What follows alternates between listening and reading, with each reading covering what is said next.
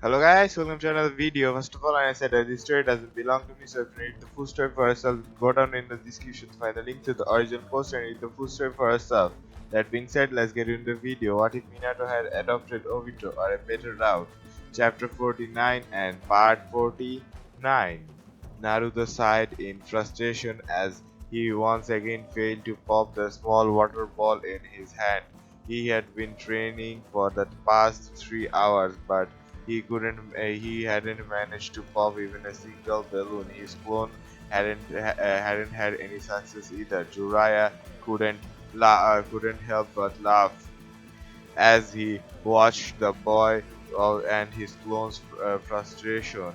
Naruto shoot him an anger glare. Oh, and I'm sure you had such an easy time learning it. You probably had it mastered in like a freaking week. Joraya just kept laughing. No, it was one of the most frustrating thing I have ever had to learn. That's why I'm enjoying watching you have such a hard time with it. Sort of feels like payback for when your dad used to laugh at me. It sucked having to have your student teach you something and you not being able to do it. Obviously, it's gonna be a shame for this teacher.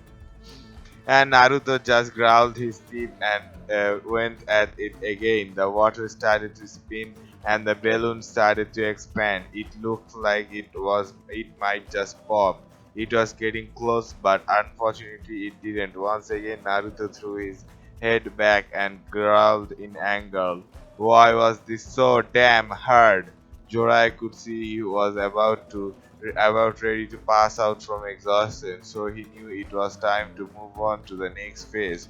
Alright, dispel all of your clones on at a time and tell me when you are finished. Then we will move on to the next part of your training. Naruto nodded and started dissipating the clones. It actually made him a little dizzy at first. Once he was done, he walked over to Joraiya. Okay, now what? Something super cool? Is it something super cool? Joraiya motioned for him to follow. Come on, I have somewhere special. We have to go for the next part. Just you calm down for now. They walked together while Joraiya nervously pondered how much of a good idea what he was about to do was. It didn't seem ethical, but there wasn't a whole lot of option really. He needed to focus Naruto to control the QB, and this was the only real way to do it. The other way were gonna kill him when Naruto told them what he was about to do. Oh well, gotta do what you gotta do. He supposed Naruto would forgive him eventually. At least Jiraiya hoped he would anyway. Sasuke looked around briefly, trying to make sure that his brother wasn't home yet. He didn't see any sign of Itachi, so he stepped in the house timidly. It didn't take long before he saw that it was a bad idea. Hello, little brother, I think we need to talk. Sasuke cringed. How the hell was he supposed to talk his way out of this one? He timidly turned to his brother. Itachi, about earlier, I was just. Itachi didn't let him finish. Sasuke, don't lie to me. I am trying to help you here, but I don't do that unless you do tell. Cannot do that unless you tell me what's wrong. What are you hiding from me? Sasuke looked down at his feet, as he wasn't able to look Itachi in the eye. I cannot tell you what it is. Itachi had a sinking feeling in his stomach. He put his hand on his little brother's shoulder. Why? Why can't you tell me? Sasuke's voice was barely a whisper, because it would put someone I care about in danger. The sinking feeling in his stomach was about to get worse. If you tell me who, then I can protect them. Who is in danger? Sasuke shook his head. The boy is in tears at this point. I have finally got a family again. I cannot risk them getting hurt. Please, Itachi, just leave this alone. If you tell anyone, he will kill him for sure. Itachi pulled his brother into a hug and held him tight. He had never seen Sasuke in this scared in his entire life. Whatever had Sasuke got Bridgerton had to be something bad. Please, Sasuke, just tell me what's going on. If you tell me, then I can help you. Sasuke shook out of his brother's grasp and ran away. Just stay out of it. Itachi looked in awe as his brother ran away from him. Once again, his stomach just kept sinking deeper and deeper. His brother was in danger and refused to tell him what the hell was going on. He really couldn't tell who was more frightening, him or his brother. Frightened, him or his brother. After about 20 minutes of walking, Jiraiya finally stopped at a cliff with running water below. Naruto looked over at the tall cliff slightly. Jiraiya-sensei, what are you doing all the way up here? Jiraiya walked up behind him. Now that we have drained most of your chakra, we have gotta get you in a situation that forces you to use the QBs. Sorry about this, kid, but it's for your own good. For your own good. Naruto didn't like the sound of it. What's for my own? Oof. Jiraiya gave Naruto a hard shove and he was sent off flying off the cliff. Naruto seemed as he twisted, his body quickly hitting the water. His sensei watching nervously from above. Come on, kid, you can do this. I got faith in ya. Naruto slowly started to drift out of consciousness. His body got a little limp. He was still breathing, but this was going to take some special for him to survive. A little help from a friend. Kakashi shuffled as he failed to turn his hand into snakes again. Rather than turn into a bunch of snakes, his hand just became a long snake instead. Anko Sensei made it look so easy. How come he couldn't do it?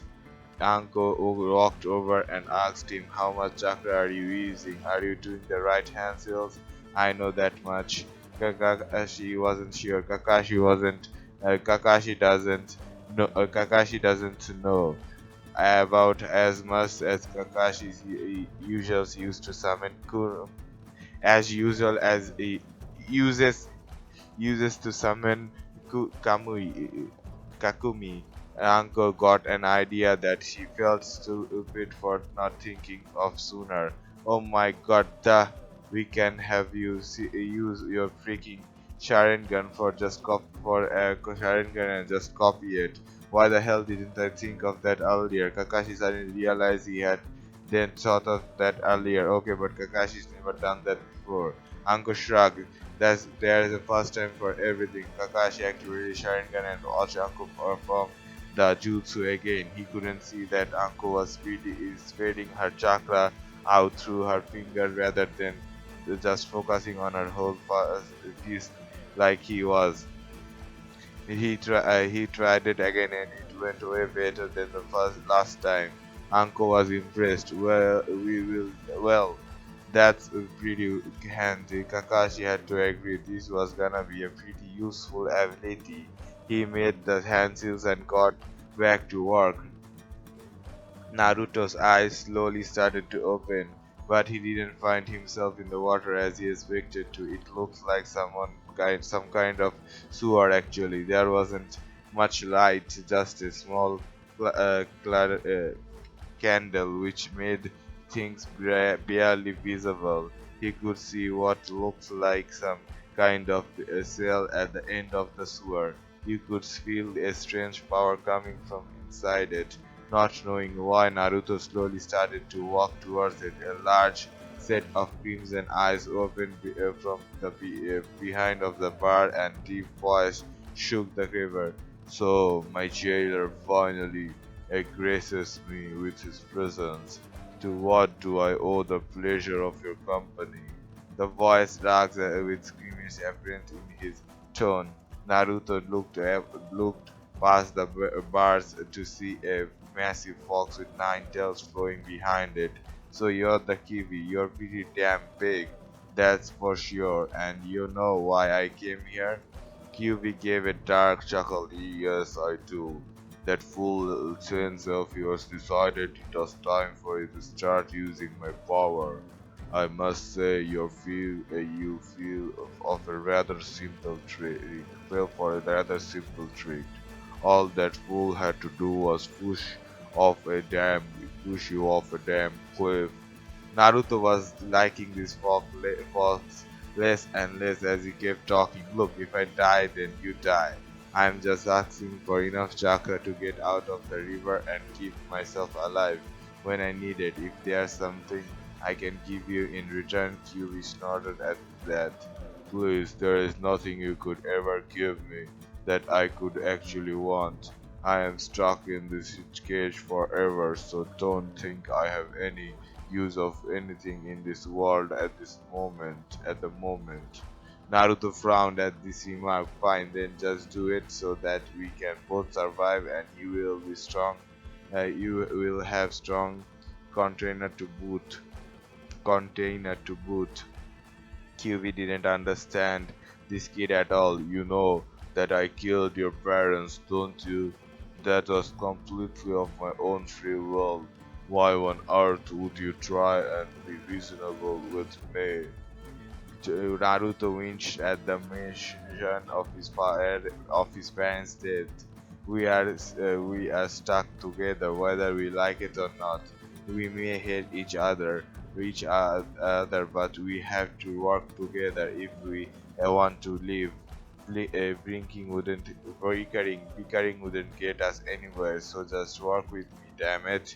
The cube was impressed with his logic, but wasn't happy for being outsmarted by a teenager. The fox gave a rhythmical sigh. And fine, you miserable little brat, you have my chakra. However, I will cut you off at a moment's notice if I feel I need to. Naruto was getting really tired of this. Great, but we are running out of time. Let's get this show on the road already. QV hated being told what to do by a mere kid, but he indeed gave the boy chakra he needed. The scroll started to fade away, and Naruto got ready to get off the cliff. Things were about to get wild. Naruto's eyes shot wide open. He was very deep in water and was struggling to feel himself run out of oxygen, swimming to the surface as fast as he could.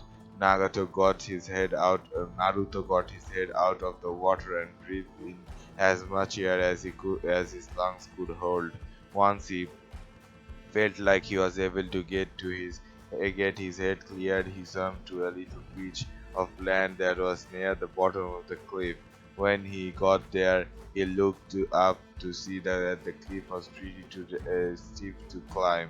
Naruto could feel the Kyuubi's chakra flowing through him, so he knew he had enough to do what he was planning. He made some hand seals and slammed his hand on the ground.